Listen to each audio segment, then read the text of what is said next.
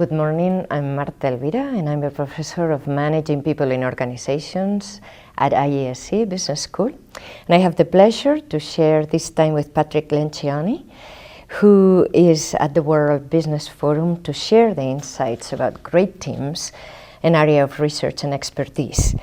He is the best-selling author of several books precisely on winning teams. And he especially focuses on creating healthy organizations, which is something that I am really interested in learning more about, because at IESE we are always concerned about business and leadership in the context of sustainable personhood, of people-centered and healthy type of approaches. Lencioni is currently the president and founder of the Table Group, a management consulting firm that specializes in enabling organizations and the people within them to become healthier and ultimately more effective. So if you allow me, what I'd like to learn more about is about what you have found out about organizational structures and setups that allow teams to be really winning. Right. Well, you know, what we found is that a healthy organization really has four things, all healthy organizations have four things in common. First, you have to have a cohesive leadership team at the top. Mm-hmm. If the leaders at the top, and this is true whether we're talking about a multinational corporation or a smaller department within that corporation. So if you're a department head, the people that run that department have to be cohesive. And that just means, and that's what I talk about in my book, The 5 Dysfunctions of a Team. They have to trust one another, engage in healthy conflict, and commit to decisions, all those things. But in addition to being cohesive behaviorally, they have to be intellectually aligned. Okay. They have to be on the same page, have the same answers to 6 critical questions, and everybody on the team needs to be exactly in the same place around those questions. Once you get behaviorally aligned and intellectually aligned, then you have to go out and communicate it all the time. You have to repeat yourself constantly to employees within the organization and others outside. It's that clarity, it's those answers to those questions you have to be constantly reinforcing. And then finally, you have to build just enough structure, just enough and no more, to reinforce those answers. You have to institutionalize your culture, so to speak, without bureaucratizing it. So if you can do that, build a cohesive team, create clarity, reinforce it through communication and through structural systems, you build a healthy organization that is going to find a way to succeed. Now, this stands in stark contrast to organizations that are focused on technical ability, which is, are we good at finance and strategy and marketing and technology? All things which I think are very important. Mm-hmm. But the world is full of companies that are good in those intellectual areas that find a way to fail because they're not functional. The world is not full of functional companies that fail because they're too dumb. Most organizations have plenty of intelligence and knowledge to succeed. They just don't tap into enough of it. So you've also done research about the dysfunctions of teams. Yes. And I'm glad that we started with the healthy component. But could you share with us some of those dysfunctions that, for example, my executives that I'm teaching in New York today could benefit from learning and avoiding the pitfalls? Sure. Yeah, the first dysfunction is the most critical, and that is it's an absence of trust. When there's no trust on an executive team, which means people on the team are not comfortable being vulnerable with one another. They can't admit when they're wrong, when they don't know the answer, when somebody else is smarter than they are. They can't apologize. When people are invulnerable, they make trust impossible.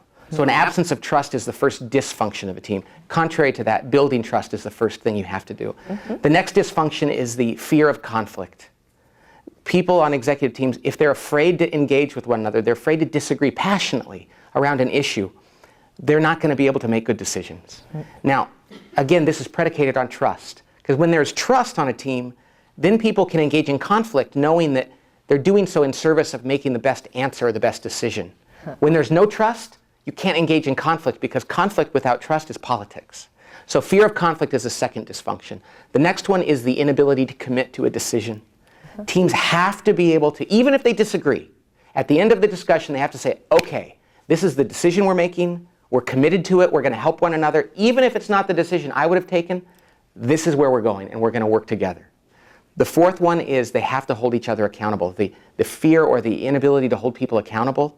People are often unwilling to enter the danger, as we say, and hold someone accountable for being better. They say, I don't want to say anything to them. It's not my place. I don't know how they'll feel about it. Great team members care enough about each other that they will be uncomfortable and hold each other accountable for being better. They care enough about the team and about each other that they will say, I think you can be better. The final dysfunction of a team is the inattention to results.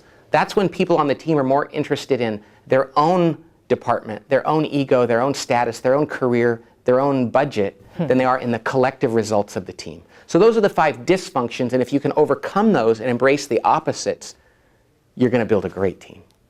And what's coming to mind as you speak is the typical debate about leadership. Are leaders born, nurture or nature? And I'm thinking, are all team members, in order to achieve competencies to be good team collaborators, are they born or can you actually teach them?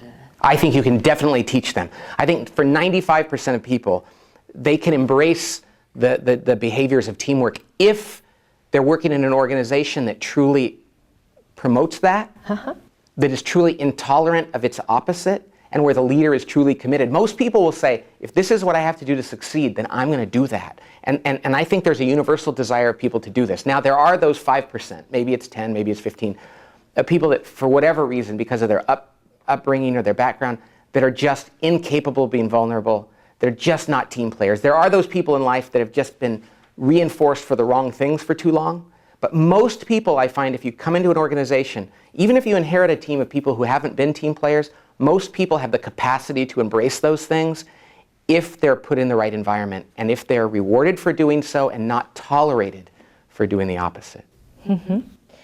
One of the issues that you've also written about is about politics and turf wars. Yes. And I think it's easy to confuse leadership with overpowering use of politics or manipulative. Could you share with us your insights on differences between politics and authority? Sure.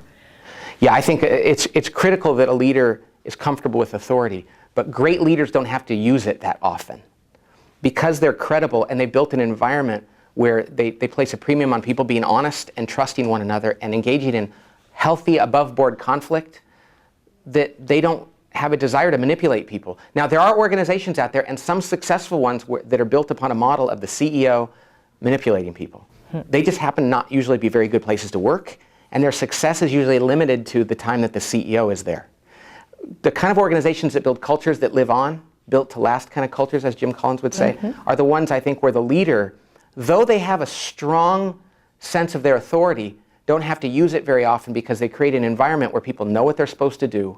They realize that at the end of the day, the CEO is the ultimate avenue for accountability, but they hold one another accountable.